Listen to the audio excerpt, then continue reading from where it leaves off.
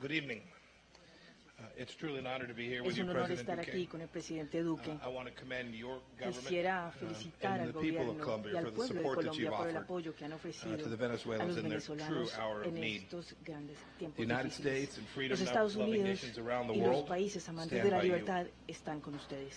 I also want to thank También quisiera Inter-President agradecer Juan al Guaidó embajador en Colombia, el and his presidente ambassador to interino Colombia, Juan Humberto Guaidó, Calderón, and y a his representative Humberto to Calderón the y a Lima su Group, representante en el grupo Julio de Lima, Borges. Julio Borges. The ambassador and Julio Borges were here today. El Thank you embajador for y Julio joining Borges us. estuvieron aquí, gracias And I por su want to thank presencia. all the Y people quisiera who made, agradecer a todas las my visit personas que possible. hicieron que I fuera want to thank the posible mi workers at the visita, Migration a los Transition trabajadores en el Assistance Centro de Center and Atención here at Transitoria al Migrante Tiendas, y aquí en the warehouse. tienditas, en la bodega. It was today Hoy incredibly moving fue to walk increíblemente on conmovedor that bridge caminar en and to este witness the important puente work that's being y done ser to testigo address the del gran enormous trabajo que se está humanitarian haciendo ahora crisis. para abordar esta enorme It's a crisis special humanitaria. day, Es too, un día because this is especial Palm hoy, Sunday, to see the porque need, es to el see the domingo hurt in éramos these ver la people's necesidad, eyes on ver el this dolor important day, en los ojos de estas was personas. truly En este something. día fue algo muy You know, importante today verlo. 3.4 Hoy million 3.4 Venezuelans millones de have fled their venezolanos country. han huido de su país. By the end of the year, Y that al figure final will del año esa exceed 5 cifra million. superará los They 5 include millones.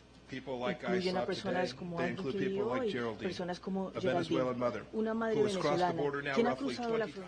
every single time that she passes through. Geraldine's story, sadly, isn't unique. We saw that today.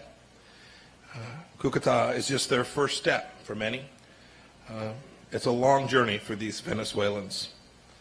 These caminantes travel hundreds of miles on foot in Colombia and throughout the region, and despite the risks that they face and the love they retain for Venezuela, they truly feel like they have no choice. Their collective plight is why the United States, since 2017, has provided $213 million in humanitarian assistance, and why just this past Wednesday, Vice President Pence announced approximately $60 million in additional aid and assistance. This funding provides shelter, safe food and drinking water, protection against violence and exploitation, and access to work and education opportunities.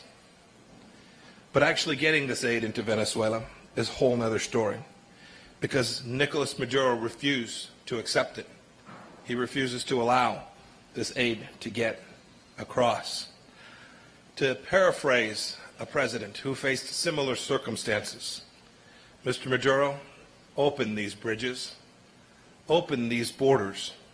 You can end this today. I hope that you care. I hope that you will care enough when you see the horror, when you see the tragedy, to change your ways and to leave your country. Colombia and the United States want a better future for the Venezuelan people. Under the leadership of Interim President Guaidó and the democratically elected National Assembly, there is a plan in place for free and fair elections inside of Venezuela, and for a return to private sector-led growth, for a restoration of normal life and economic opportunity and prosperity inside of Venezuela. But before these things happen, Maduro's usurpation must end. All Venezuelans and the world should reject the illegitimate authoritarian rule imposed on the Venezuelan people, including the Venezuelan military leadership. The United States will continue to utilize every economic and political means at our disposal to help the Venezuelan people. Using sanctions, visa revocations, and other means, we pledge to hold the regime and those propping it up accountable for their corruption and their repression of democracy. We are deeply aware of the recent intimidation tactics used by the Maduro regime this past Thursday. Maduro should know we are watching, and our support will not waver. Democratic actors in Venezuela will not be deterred. And as I said on this trip to the Chilean, Peruvian, and Paraguayan partners this week, we're grateful for the leadership of our South American friends and allies. They've shown tremendous energy to help ordinary Venezuelans who want nothing more than democracy and prosperity in their own country.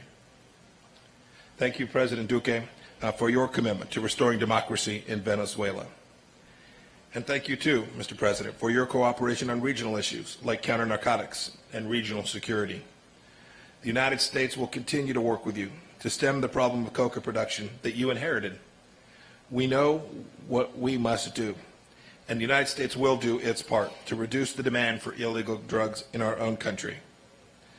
But it's also very important to acknowledge that our unique, important bilateral relationship goes far beyond fighting common foes.